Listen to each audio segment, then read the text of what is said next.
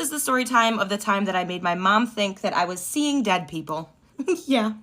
Preface, I'm actually like a terrible daughter. Like, I've done so many terrible things to my mom. I stole her car. Like, I just have been a terrible daughter. Definitely made up for it because she lived with me and I helped get her off of the streets, and I love my fucking mommy, so don't come at me. Excuse me, my nail just came off. What is that about? Why? Anyways, when I was like 11, I honestly started dealing with my OCD and realizing that like I might be a little bit different up here than other people. I was 11 and would go into like a literal meltdown if I didn't have my teddy bear and my blankie. Like actual meltdown, not like normal kid meltdown. I couldn't really put the word to it yet, and there wasn't really like a lot of education about mental health at that time, so I just kind of passed it off as like OCD, like I like to organize, like I like to sleep a certain way. Did I know it was like OCD, like you are actually. At the same time, I was starting to deal with some like intrusive thoughts, which is like totally normal with OCD. When you're a kid, intrusive thoughts are literally just like you should go fart on their face, like you should go kick them, donkey kick them right now. At least that's what they were for me. I know some people are different, like everyone is different actually. Anyways, at this time I had this neighbor that I'd been neighbors with our whole lives. Like it had just so happened that we always moved right next to each other, which is so weird. We were both so poor, so we just ended up at the same apartment complexes every single trip, like literally. Any of my girly pops who grew up like in assistant living or like government assistance, like you know it takes a village to raise you. I swear to God, I had like 6 moms, and the lady that lived next to us was my best friend's mom, so she was like one of my moms at the time. Anyways, one day I watched this movie where this like little girl could talk to dead people, and I don't remember what the movie was called, but it was like this movie where she's like, I talk to dead people. For some reason that was just so fucking funny to me. Like it was a serious scene, but to me it was just like so funny. Like what do you mean? I got it stuck in my head that like I wanted to do that to my mom. Like I really wanted to fuck with my mom, but I didn't know how she could like believe me. Like mind you, I loved pranks at that time, like saran wrap the toilet. I was always Googling new pranks I could do on my mom and my stepdad. One day me and my mom were just sitting in the living room and we're like silent. We're like watching TV, doing nothing, and I thought to myself, this is the fucking perfect time.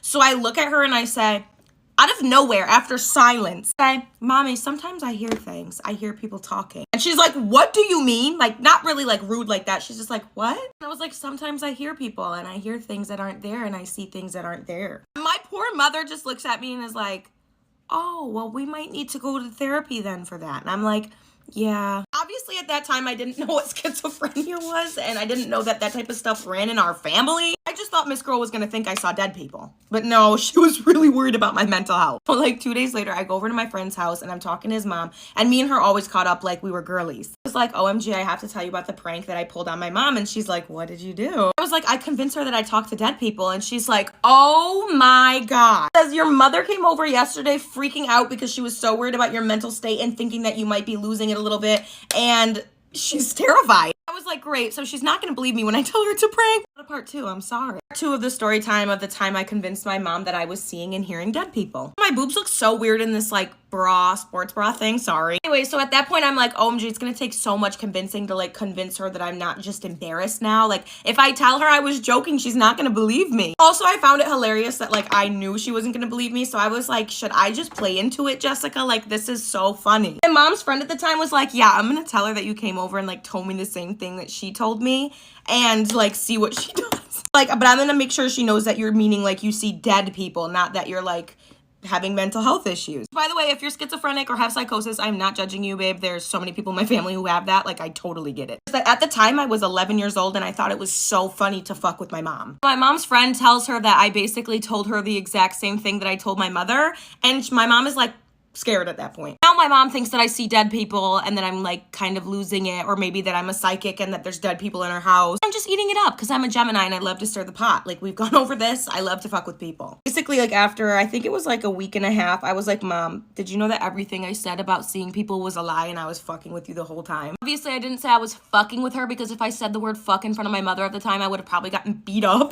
I actually beat up. My mom would just curse me out because she's like an older Italian lady, so you already know how that goes. Anyways, my mom's friend ended up backing me up and being like, yeah, she was fucking with you the whole time. So my mom just was like, cool, you're great. It was actually the same lady to first ever tell me that I was good at makeup, so my entire career is thanks to her. Thanks, Jessica. Love you guys. Bye.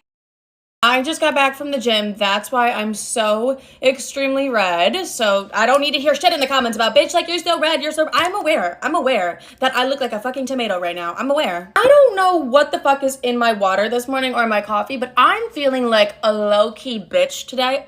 Oh my God, I just got the hydro grip in my fucking eye. Anyways, I low-key almost pushed this man down the stairs in the gym today. Okay, like not really. You know when you're in a rush and some reason, like this man was taking up the whole fucking staircase, guys. It took everything in me. I was like, my intrusive thoughts were like, Livy, push him. Like just fucking push him. I don't know why, but I'm gonna blame that one on Mercury retrograde, just fucking with my OCD heavy. But like my intrusive thoughts were like, push this motherfucker out of the way right now, Livy. Like you don't have time to deal with that. I was like, oh my God, like inner Livy, chill. Like that was really fucked up. I have this toxic trait where I'll be FaceTiming someone and I just love to add so many people into the call. Sunday, I was FaceTiming Tim and I'm like, let me add my mom in. And then I'm like, let me add my sister in. Then I'm like, let me add one of my best friends in. And then I'm like, let me add my sister's ex-boyfriend to the call. Listen, I don't know what the fuck is wrong with me, but I was like, this is like the funniest thing ever. Like, let me just add him to the call. I have not spoken to that man in months. Neither has she, but I was like, this is like gonna be really funny if he answers because it's just like me, Tim, my mom, one of my best friends, and my sister is gonna be like, what the fuck? Why am I added to this group FaceTime? I add him, he answers. My mom is so excited because my mom loves our ex-boyfriends and we really don't know why,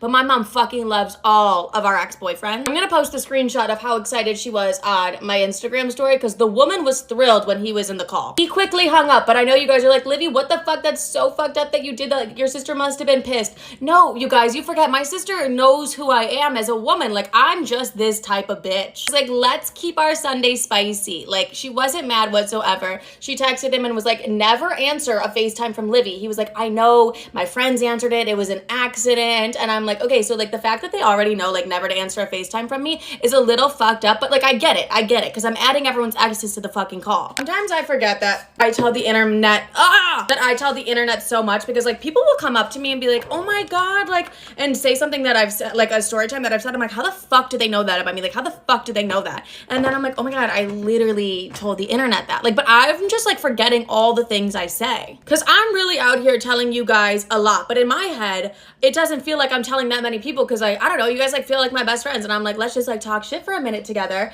And then it like will come up in conversation. I'm like, how the fuck did they know that? How the fuck did they know that? And it's like, babe, you literally just did a 2-part story time on that. How do you forget? Like, but I just forget so easily because I just feel like we're chit-chatting. This is a story time of how we found out my mom's ex-boyfriend was a registered pedo. Literally, like no joke, like dead. You can Google this man. This is traumatic for so many reasons, mainly because we were in such a vulnerable time. Me and my mom were both homeless at the time and we weren't living together. We had to like sleep at separate people's places because like we needed to live, like we needed to exist somewhere. The plan was to honestly like find a place together and like figure it out together again. I met this man on Plenty of Fish. If you're older, please don't go on Plenty of Fish. These people are creepy. Because my mom was lonely because she had just kind of broken up with her boyfriend of like literally 15 years.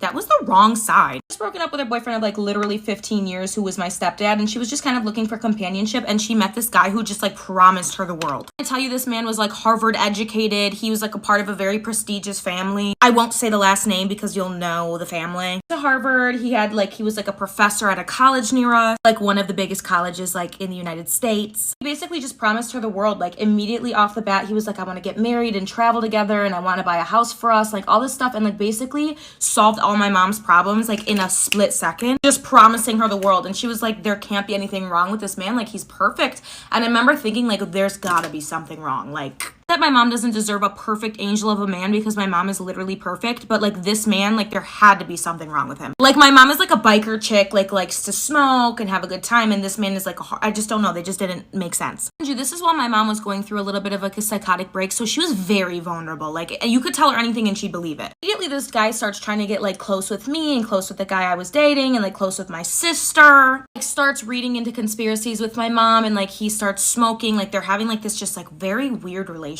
very fast to like immediately buying her a house. Like honestly, we started to feel like this is weird. So one day someone Googles his name. Guess what comes up? An arrest.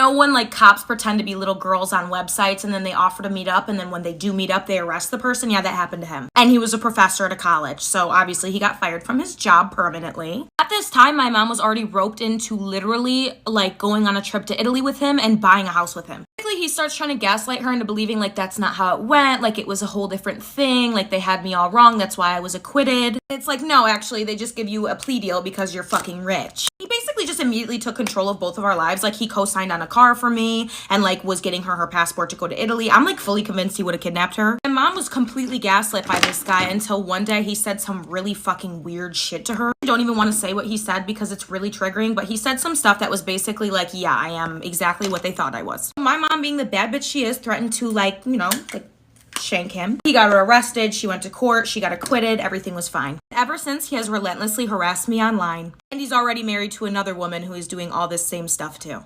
So I'm praying for that lady.